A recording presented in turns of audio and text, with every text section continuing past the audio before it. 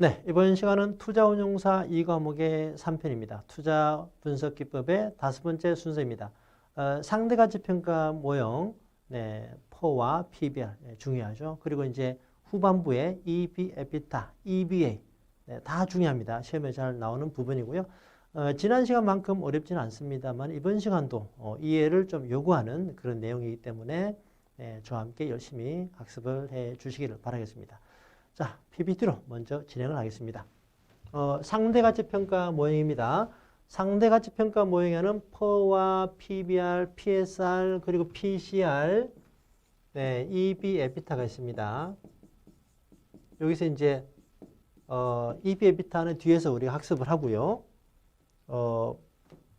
PSR과 PCR은 2019년부터 범위에서 제외됐습니다. 그래서 이제 PO와 PBR을 먼저 중점적으로 학습을 하고 EB, 에비타는 나중에 보기로 하겠습니다. 자, 그리고 이제 왜 상대 가치라고 하느냐?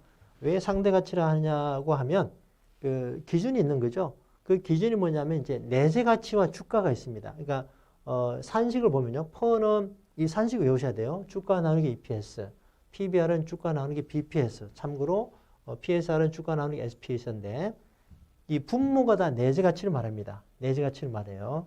그래서 내재 가치 대비 주가가 어떻게 되느냐. 예, 내재 가치 대비 주가의 배수가 어떻게 되느냐. 그렇게 해서 이제 상대 가치라고 뭐 말을 하는 거고요. 자, 산식 외우셔야 되고요. 분모의 내재 가치를 보겠습니다. EPS다라는 거는 자, 그리고 이제 하나 말씀 못 드렸는데 요거 말이죠. 이제 요거는 영어가 뭐냐면은 price earning ratio입니다. price는 주가고 뒤에 R은 이제 비율이고, 가운데 이게 키워드가 되죠. earning, 실적이 됩니다. earning. 자, 그리고 PBR에서 B는 북밸류를 말해요. 장부가, 북밸류. 뭐 요걸 알아두시면 도움이 되죠. S는 세일즈입니다. 매출액을 말합니다. 이제 PCR, C는 캐시플로우를 말해요. 자, 그래서 EPS는 뭐냐면 earning per share 또는 earning per stock, 주당 순이익을 말합니다. 전체 당기 순이익을 발행 주식수로 나누면 한 주당 가치가 되겠죠. 한 주당 수익 가치. 얘는 book value per share, 한 주당 순자산이 됩니다. 한 주당 자산 가치가 돼요. 자, 그러면 이제 둘 중에서는 per를 먼저 봅니다. 기업에서는요, 어떤 자산 가치보다 수익 가치가 더 높게 평가가 됩니다. 모름지기 기업은 어때요? 영업을 해서 이익을 내는 게 중요한 거죠. 얼마나 이익을 내느냐. 그게 이제 수익 가치로 반영이 되기 때문에 퍼가 중요한데, 이제 참고로 말씀드리면요, 이제 현재 우리 범위는 아닙니다만은 퍼는 그 손익계산서 상의 당기 순이익을 하거든요. 요건 어때요? 우리가 지난 시간에 현금 흐름과는 다르다 말씀드렸잖아요. 장부상의 이익으로 하기 때문에 요거를 보완하기 위해서는 PCR도 봐야 됩니다. 어쨌든 참고하시고요. 어쨌든 그래도 이제 퍼를 많이 보는데 이제 퍼의 장점은요, 기업 본연의 수익가치 평가에 유용하다. 네, 그래서 이걸 먼저 본다. 그렇지만 퍼의 문제는 순이익이 없으면요, 아무런 어떤 평가가 안 됩니다. 적자 기업은 평가 불가하다라는 단점이 있다라는 거고, 또 참고로 계속 기업의 전제가 있습니다. 계속 기업의 전제. 네, 그 기업이 영속적으로 존재한다라는 전제가 들어가야 됩니다. 자, PBR은요, 수익 가치 대신에 자산 가치를 가지고 평가하는데, 이제 예를 들어서 이렇습니다. 어떤 기업이 적자입니다. 퍼로는 평가할 수가 없어요. 그런데 순자산 가치가 꽤 높아요. 그러면, 자, 좋다. 오늘부로 우리 기업을, 해당 기업을 청산한다고 가정하고 한번 평가해보자.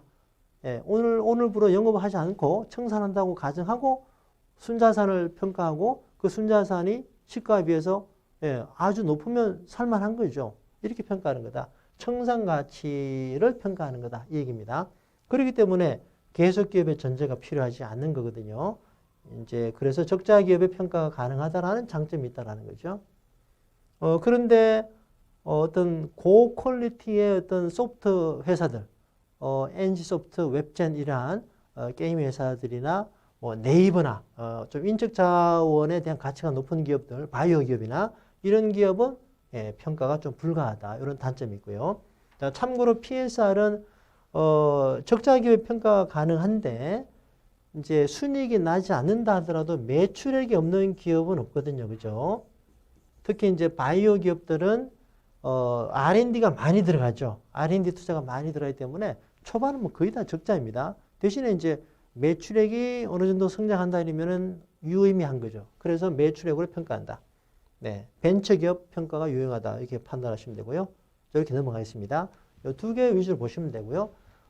PBR을 보완하는 게 토비는 Q다라는 것은 매우 중요합니다. 토비는 Q가 뭐냐? 자, 보겠습니다. 자, 토비는 Q는요. PBR을 보완하는 것인데 PBR은 이렇게 또 산식을 바꿔 쓸 수 있어요.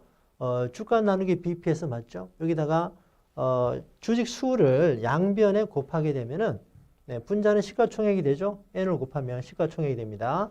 분모는 N을 곱하면 네, 순자산을 주식수로 나눈 게 BPS니까 순자산은 다른 말로 자기자본. 이 자기자본은 이거죠.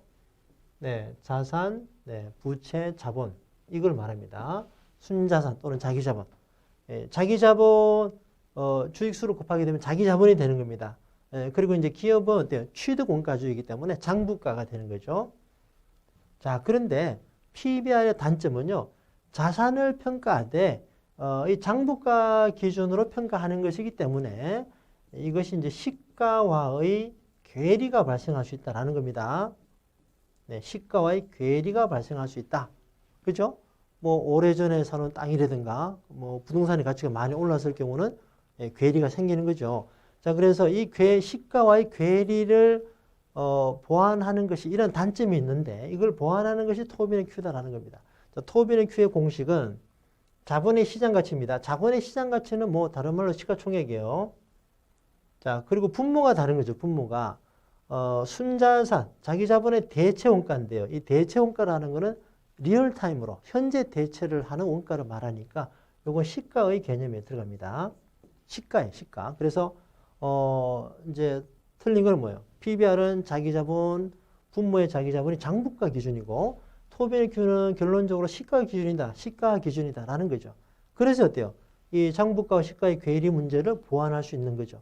이 원리를 이해해야 됩니다. 어쨌든 결론적으로 PBR을 보완하는 것이 토비는 Q다.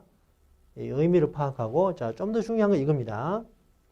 자, 장부가와 시가의 괴리 문제를 보완한다. 기본 원리이고 토비는 Q가 Q 비율이 1보다 크다, 1보다 작다의 개념을 명확하게 구분해야 됩니다.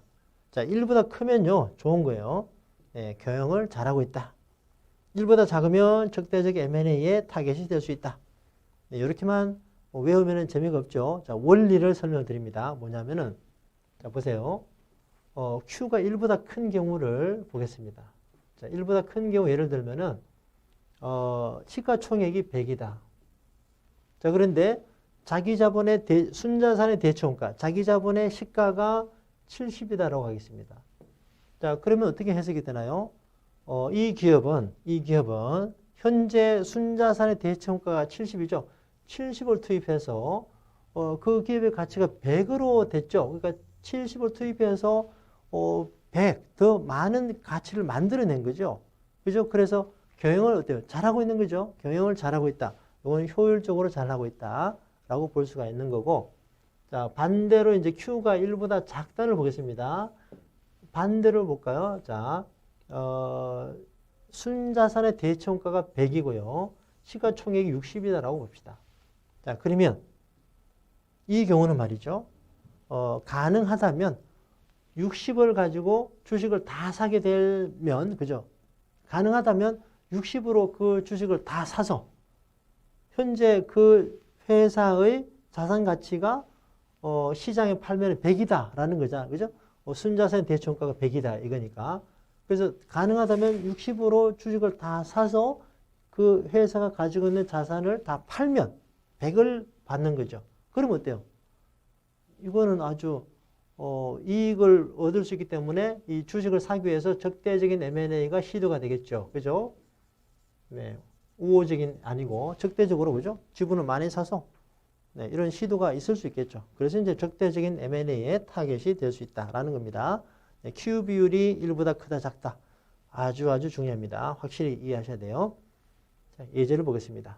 Q 비율은 네, 자산의 시장